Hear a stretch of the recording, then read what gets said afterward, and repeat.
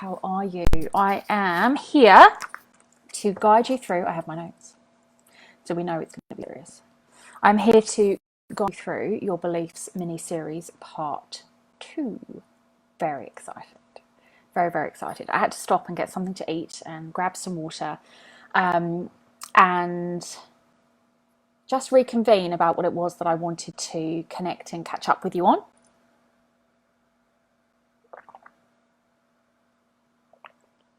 So today we are following on from yesterday's part 1 beliefs mini-series. And what we covered off yesterday were where your beliefs come from, where they are, why they are formed, how informative they are to your identity and where you fit in the world, the fact that beliefs can be yours or somebody else's, and some stories. So I had a little story that I wanted to share with you, but let's set some expectations, some ground rules. So if you are joining me on this training live, then please say hi. Let me know whether or not you watched this training. If you are joining on the replay, say hi. Let me know that you are watching on the replay and tell me whether or not you've watched the belief series part 1. Hey Mel, how are you doing? And tell me something that you believe to be true about beliefs. I would love to know. So let me know what you believe to be true about beliefs.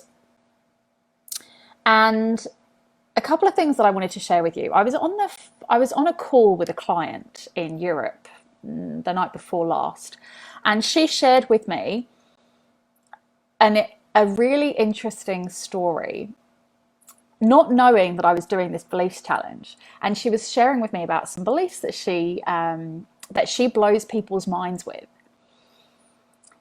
So as you guys know, in my personal life, making decisions, especially around food, is really hard.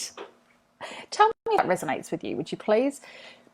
Because when I'm stuck with a menu in front of me and my husband's like, well, what do you want to eat for lunch? Where do you want to go? I'm like,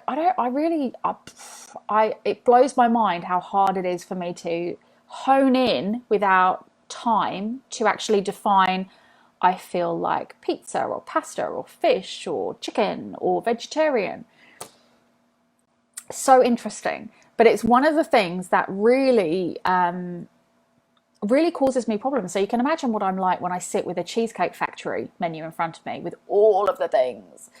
And my client was sharing with me a similar decision-making issue that she has.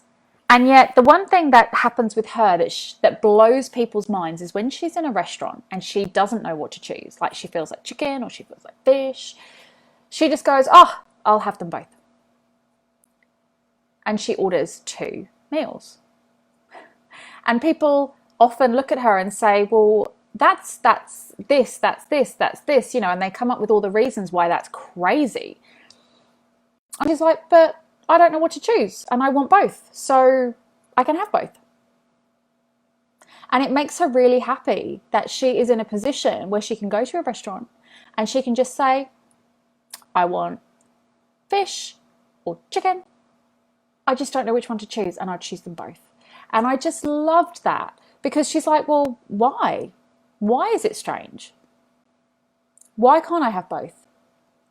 And it was a bit like my comment yesterday in the Beliefs Challenge part 1 about, why can't it be all and everything as opposed to all and nothing? Why can't we have a bit of everything? What do you believe to be true about having a business? Do you believe that you only have a real business if you are working really hard and that you are in your business more than full time, that you're working 80 hours a week in order to keep things running? Is that when you believe that you honestly have a business? Or do you believe that business can be easy, that you can work 20 hours a week and earn the equivalent wage of a full-time position if you were working for somebody else? Do you believe that business comes easy to you? Do you believe that you can do a little bit of everything without having to be so specifically niched and still earn income? What do you believe to be true about business. And it really interested me that we have such firm beliefs around what is reasonable, what is appropriate, what we can do and what we can't do, etiquette. Do you feel shocked that my client could order 2 main meals because she didn't know what to choose, and that brought her joy? Hey Lisa, long time no see. I hope you're well. Did you watch yesterday's Belief Challenge Part 1? Let me know. You know, that could bring her joy, that she could sit in a restaurant and order 2 main meals because she couldn't decide what she wanted.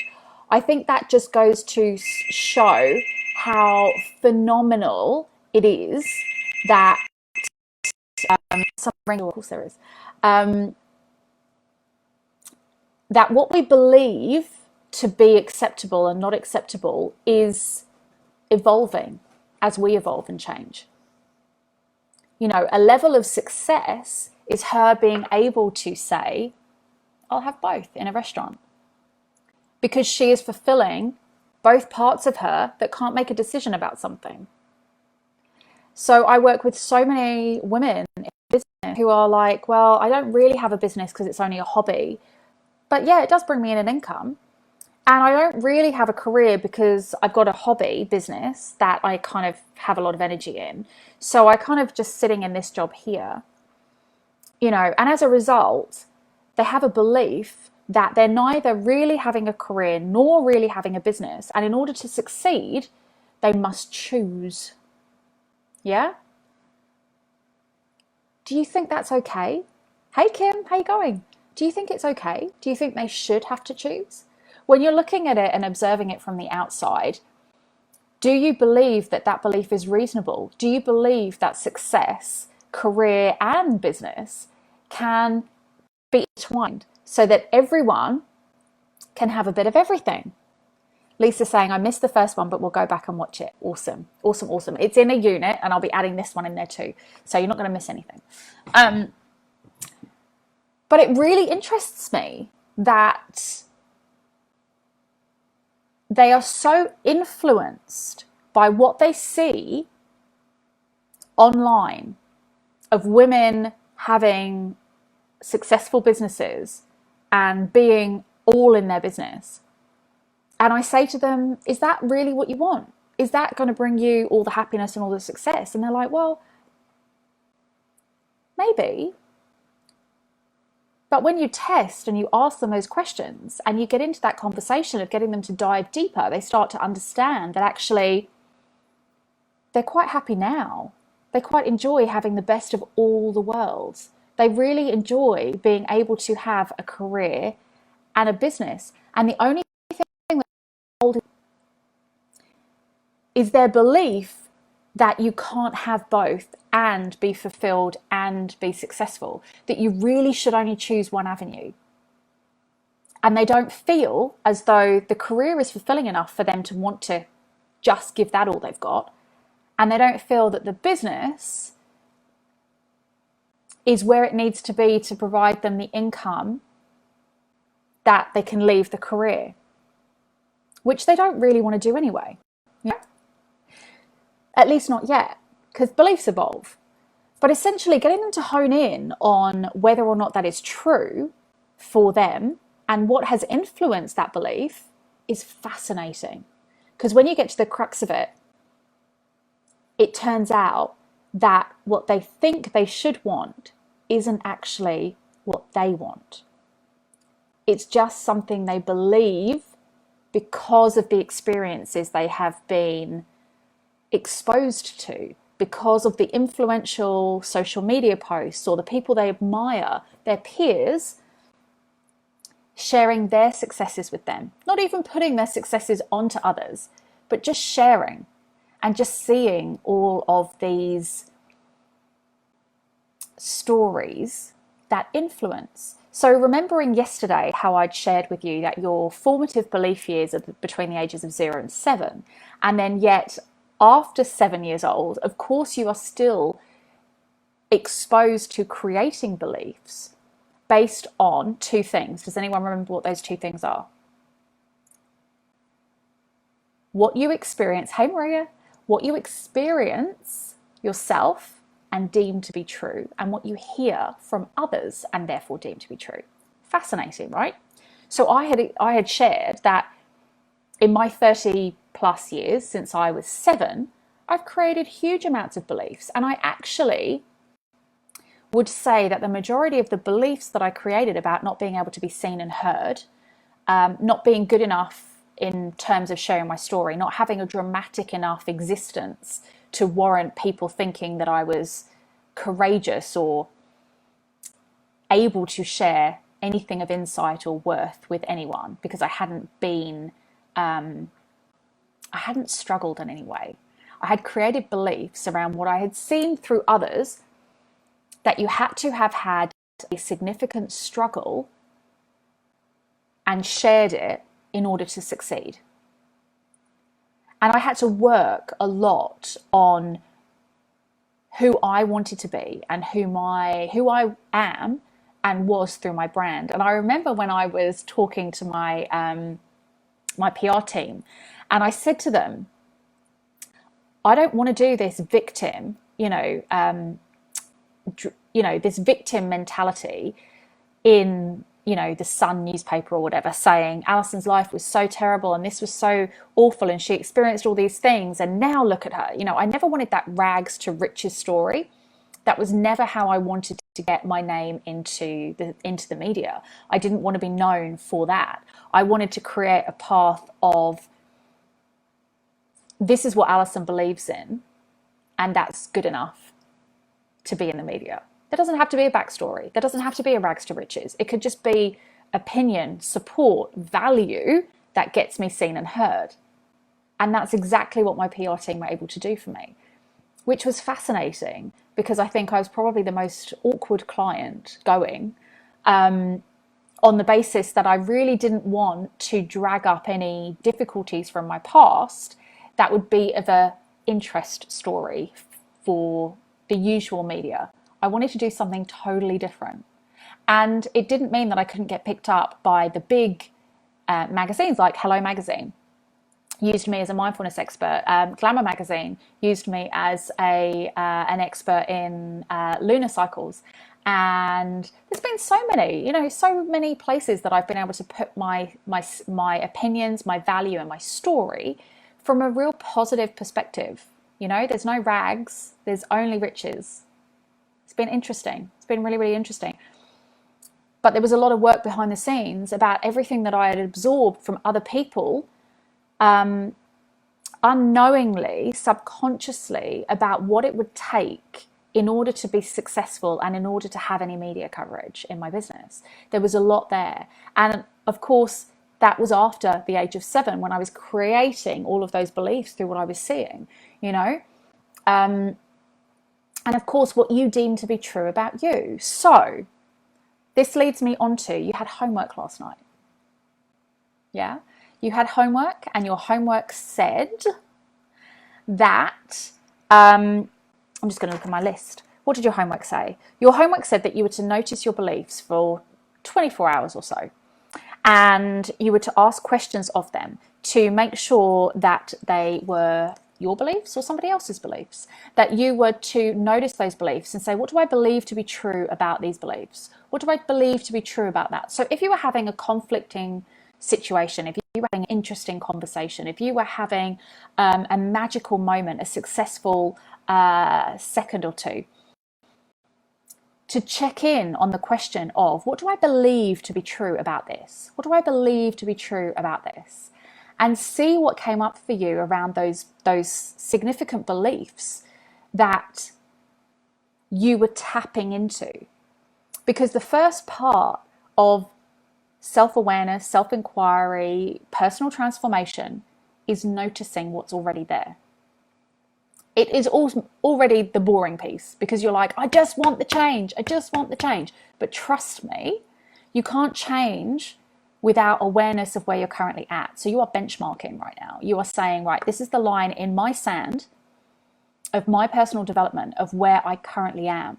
How do I get from here to then where I want to be. So you start to identify the beliefs that you want to have. And then this piece in between of where you currently are, I should be doing it the other way, shouldn't I? But where you currently are versus where you want to be, there's this beautiful gap. And it's that gap that you are working in. It's that gap that you enable to be present. Because otherwise, you're just working on, this is the line in the sand of where I am now. And it seems as though there's no trajectory. There's no other benchmark for you to work towards. Yeah, you need to have that 2 consecutive pieces.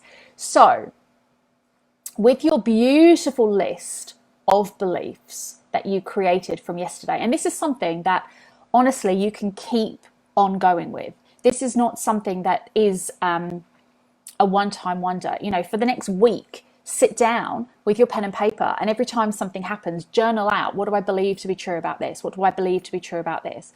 You know, why did that situation happen? What do I believe to be true about that? Do I believe I brought that on myself because I was in a bad mood this morning? Okay, so I believe in karma. So how can I make sure that for every difficult situation, I create 2 positive ones to manage the counter effects? Do I believe that karma happens in that way? What do I believe to be true about karma? What do I believe to be true about my thoughts around karma? What do I believe to be true about my solutions about karma? Do you see where I'm going with this? There's a whole rabbit hole that you can get down to, but at the end of the day, it's understanding and appreciating that your beliefs are there to serve your highest good. They are there to keep you safe. They are there to protect you. They are there for you to navigate the world through that which you believe to be true. They hold very dear your morals, your values, and what is important to you in this world. They create a form of identity of how you show up and who you are. So, with that in mind, the beliefs that you have created over the last 24 hours, the beliefs that you have identified that you are holding on to, when you've gone down that spiral of what do I believe to be true about that belief? What do I believe to be true about that part of that belief? What do I believe to be true about that part of that belief? What would I like to believe instead? That's the follow-on question. What would I like to believe instead? So let's go back to this whole idea around business. Now, for those of you that are watching with me, can you just let me know that this is making sense to you, that you're following along, that this is resonating? Very, very important that I hear that this resonates, that you're understanding. If you have any questions, make sure you type them in. Even if you're on the replay, I can respond to them later. By all means, I'm just going to drink.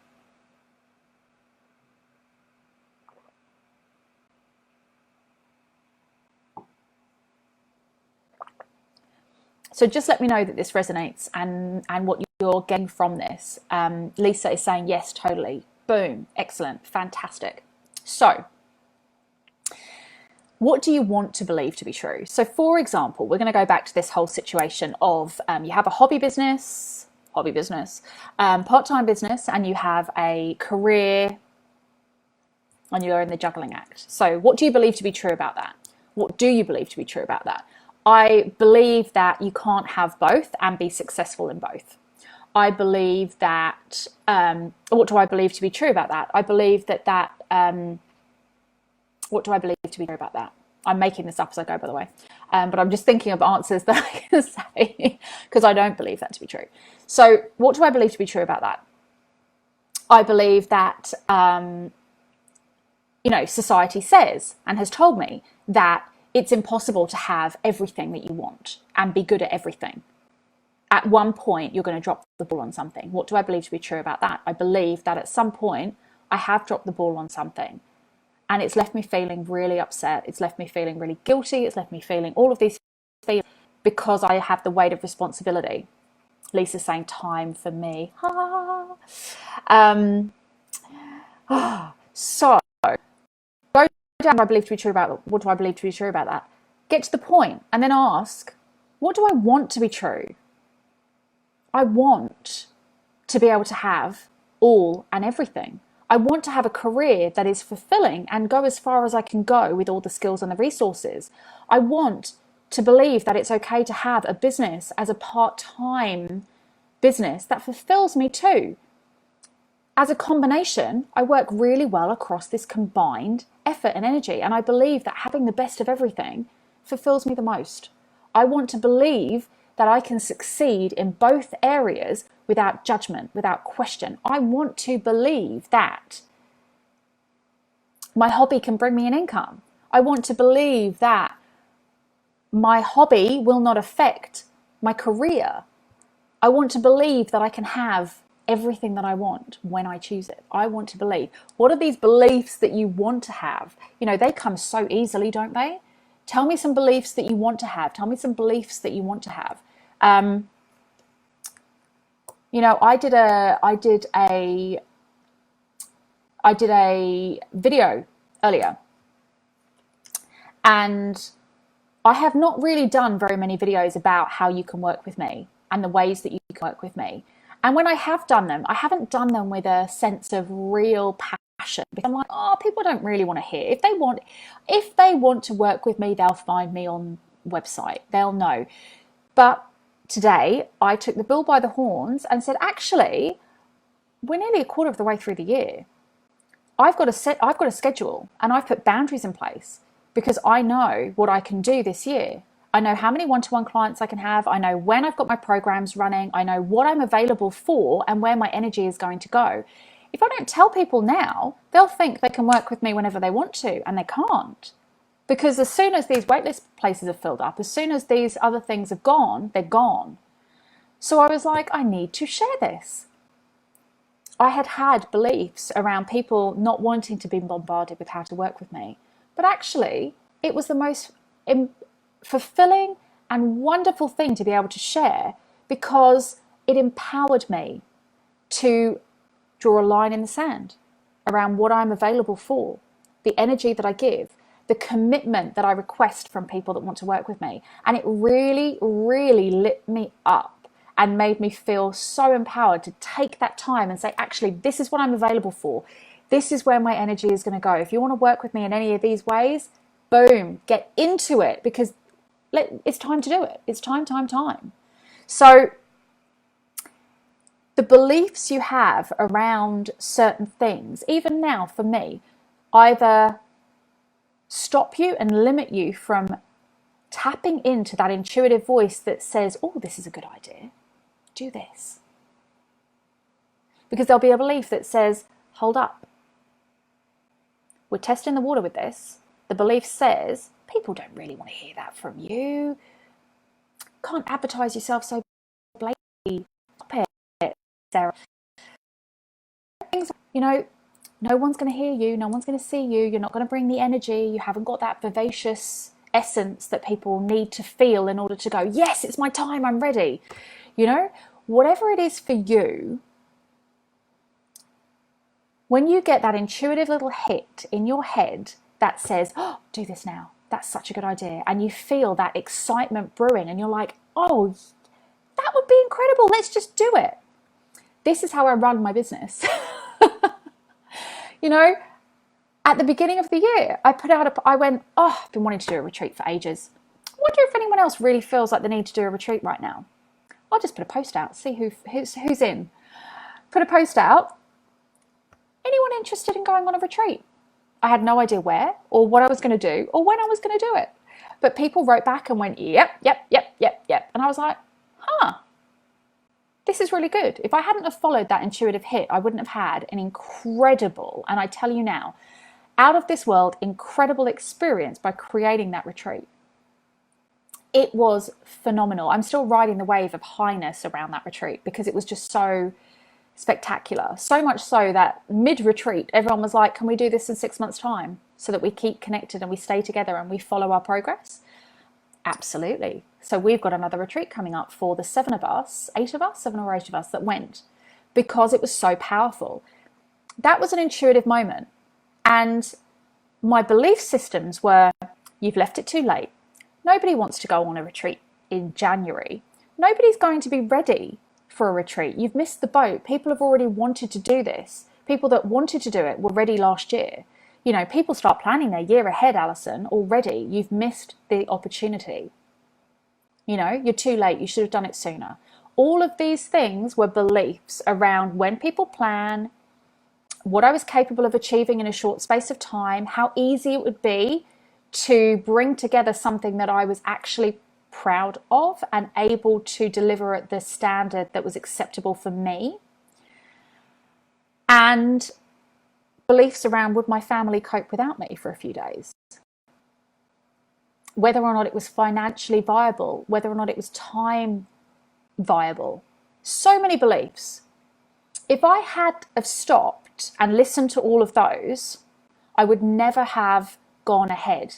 But that intuitive hit of, you need to ask people if they want to do this because you want to do it, you're feeling the need to do it, follow it through. If I'd listened to all of those beliefs without challenging them, without saying, well, let's just see, shall we? Let's prove ourselves right or wrong, and taken that step, I never would have got to experience what I experienced. I would change that for the world. So this is the time to start thinking, how can I challenge those beliefs? These beliefs that I'm noticing that are coming up, that are causing obstacles, barriers within my way to following that intuitive hit, to following that voice that says, oh, it's a good idea, to following that butterfly feeling that says, oh, follow that thought. Those goosebumps that you get, that excitement.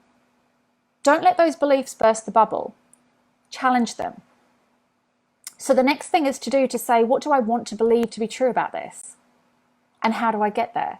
This is the line in the sand that says, this is currently where I sit.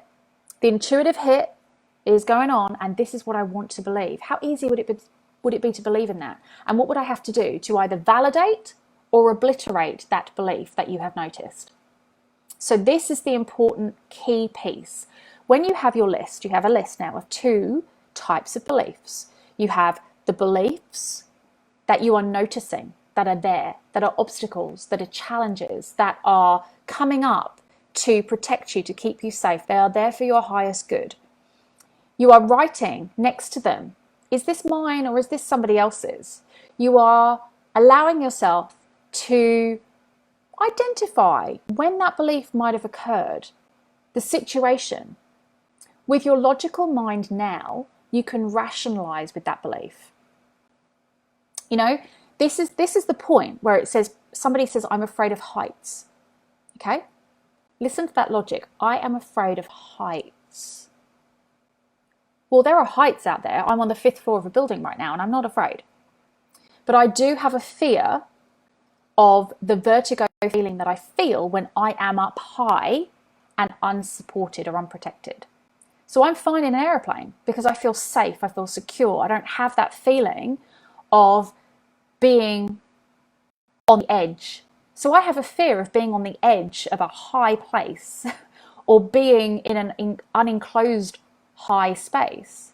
So you have to be logical about the language that you're using and not bracketing yourself into something that actually isn't completely true. Because I'm afraid of heights, everybody says about being up high and having those feelings, but you're not afraid of height unless you're on it. So I'm afraid of being on the edge, I'm afraid of being up high and feeling wobbly, but you don't have a fear of heights when you're on the ground. So you have to put that belief into context and you have to use the language that really empowers you to understand what that belief is trying to do. And then check, is it yours or someone else's? So I have a fear of heights, or I have a fear of being up high and feeling like I'm unprotected and I'm going to fall. That's what I'm afraid of. That's the bit that gets me, is that feeling of falling before I've even moved to the edge. And that stems from a situation when I was up high walking along a very narrow, open-ended path where I could have easily fallen off the track and injured myself really badly, if not died. So, and I lost my balance and I felt scared. My belief stems from there because that's the experience that kick-started that it's not safe for me to be on the edge. It's not safe for me to be up high and on the edge. I don't have the balance required to be able to navigate that kind of terrain, right? So you see where that belief starts to come from. And then you can say, is that still true? How do I rationalize it? And this is how I rationalize. I'm afraid of heights. I'm afraid of being up high and being unsupported and having that really horrible feeling of being unbalanced, that I might fall. That's what I'm afraid of. That's what feels uncomfortable to me. My belief is that I am unstable when I'm up high because I have a fear around it. I believe that to be true, but there are measures I can take in order to manage that. And I have done many things to get over my fear of heights, for want of a better phrase. Doing a ski season in France, going skiing on the slopes, trying really hard to get myself up there and out there, going on ski lifts and all manner of things, going on the Great Wall of China. The belief and the fear that I have of falling isn't going to stop me from experiencing these things, but I can take steps to manage it. So is it your belief? Is it somebody else's? What was the experience that led you to create that belief, that led that belief to become validated? Do you believe it still to be true for you now? And then your second list, what do I want to be true? What do I believe I want to be true about this? Create the next stage of that belief. So create the belief that you wish to have, and then how far away are you from it? What do you need to put into place to create? So let's talk about validating and obliterating those beliefs. So once you have your list of current beliefs, and once you've started to plan out what do I wish I believed to be true, you then start to validate or obliterate the current beliefs. So each belief that you've written down, you can say, do I validate it because I have knowledge and I have experience and I know this to be true with all of the logic and the learned behavior and the experiences that I've had, all of that is true for me or not. You validate it or obliterate it. If it is true for you, love it, accept it, embrace that belief and hold it dear to you because it's working for your greatest good. If you want to obliterate it because it is not a belief that you deem to be true for you now, in the future, obliterate that belief, allow that belief to go. Reason with the belief, rationalize the fact that it no longer exists for you because it isn't true, because you have proof, you have experiences, you have the ability to say, that is not true. I'm not afraid of heights. I am afraid of being unbalanced and falling when I am up high. Different. You've moved. You've obliterated I'm afraid of heights because that is not true. And you have created or replaced the belief with a more consciously chosen, worded belief that is true for you right now. So this is the validation or the obliteration. You identify them, you release them, or you embrace them. But noticing them is part one. Notice, go down the rabbit hole. What do I believe to be true about this? Is it mine? Is it not mine? Where did it stem from? Is it true now and for my future? Okay, so that is your validating or obliterating after you have noticed. And we've covered a little bit of creating the beliefs that you wish to be true to you. The ones that you would love. That will help us go into tomorrow for our third part of this series, which I'm excited about. So I hope you have enjoyed today's beliefs mini-series 2. Hey Angela, how are you doing? I'm just finishing up, so hopefully you can go back and watch the replay when I have finished. But I look forward to you all working on those lists and moving yourself through to the next stage of creating the beliefs that you wish to have and seeing the gap in between right now. And we will talk more about that tomorrow in terms of creating these new beliefs that you wish to be true for you and how you can start to embed those into your world. And then this will lead you on to having a really successful mindset of supported by the beliefs that you have underpinned that are no longer in conflict with approaches and the mindset work that you want to do and the positive psychology stuff that you do every single day. They have to be supported by those beliefs. Okay, I will see you shortly. Thank you so much. I'll see you again tomorrow for Beliefs mini-series part 3.